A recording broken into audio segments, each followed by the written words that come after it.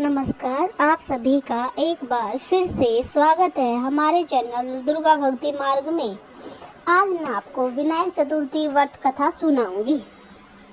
एक समय की बात है, भगवान शिव जी और माता पार्वती नर्मदा नदी के निकट बैठे थे। वहां माता पार्वती ने भगवान भोलेनाथ से समय व्यतीत करने के लिए चौपट खेलने की बात कही। भगवान शिव जी भी खेलने को तैयार हो गए, परंतु इस खेल में हार जीत का फैसला कौन करेगा, यह प्रश्न उठा। इसके जवाब में भोलेनाथ ने नर्मदा नदी के निकट से कुछ तिनके एकत्रित किए और एक पुतला बनाया। उसी की प्राण प्रतिष्ठा कर उससे कहा, बेटा, हम चौपट खेलना चाहते हैं, परंतु हमारी हार जीत का फैसला करने के लिए कोई नहीं, इसलिए तुम बताना कि हम में से कौन हारा और कौन जीता। यह कहकर भोलेनाथ और माता पार्वती ने चौपट का खेल खेलना शुरू कर दिया। यह खेल 3 बार खेला गया और संयोगवश तीनों बार माता पार्वती जीत गई। खेल समाप्त होने पर उन्होंने बालक से कहा कि हार जीत का फैसला करो।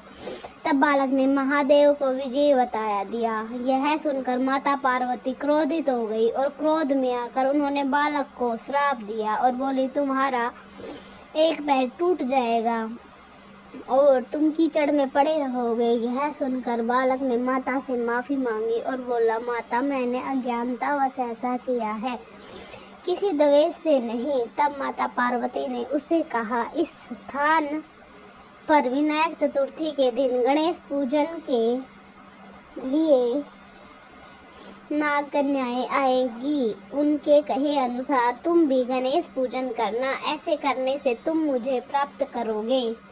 ऐसा कहकर माता पार्वती भोलेनाथ के साथ कैलाश पर्वत पर चली गई। एक वर्ष बाद उस स्थान पर नाग कन्याएं आई और उससे श्री गणेश के व्रत की विधि बता कर उस बालक ने 21 दिनों तक लगातार गणेश जी का व्रत किया, जिससे प्रसन्न होकर उन्होंने उस बालक को मनवांछित वर मांगने को कहा। तब बालक ने कहा, हे विनायक, मुझे इतनी शक्ति दे दीजिए कि मैं अपने पैरों से चलकर अपने माता पिता के पास पहुंच जाऊं। बालक को यह वचन देकर विघ्नहर्ता श्री गणेश अंतर्ध्यान हो गए। इसके बाद बालक कैलाश पर्वत पहुंचा और वहां पहुंचने की सारी बात उसने महादेव को बता दी। उस समय पार्वती जी महादेव से विमुख हो रखी थी। माता के रुष्ट होने पर भगवान शिव जी ने भी बालक के बताए अनुसार श्री गणेश जी का 21 दिनों का व्रत किया, जिसके प्रभाव से माता की नाराजगी दूर हो गई और वह स्वयं महादेव से मिलने कैलाश पहुंची। वहां पहुंचकर उन्होंने शिव जी से पूछा, आपने ऐसा कौन सा उपाय किया जिसके फलस्वरूप मैं आपके पास आ गई। तब भोलेनाथ ने विनायक चतुर्थी का इतिहास उन्हें बताया।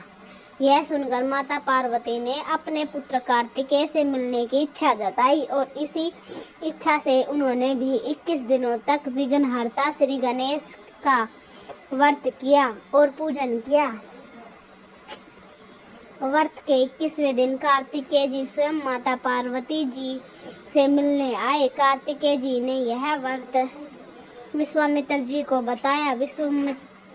विश्वामित्र जी ने 21 दिनों तक व्रत कर गणेश जी से जन्मों से मुक्त होकर ब्रह्मा ऋषि होने का वर पाया और गणेश जी ने उनकी यह मनोकामना पूर्ण करी। इस प्रकार विनायक चतुर्थी का व्रत मनोकामना पूर्ति व्रत कहा जाता है। जय हो विनायक जी की। तो कैसी लगी आपको विनायक चतुर्थी की कहानी कथा, कमेंट में जरूर बताएं। धन्यवाद।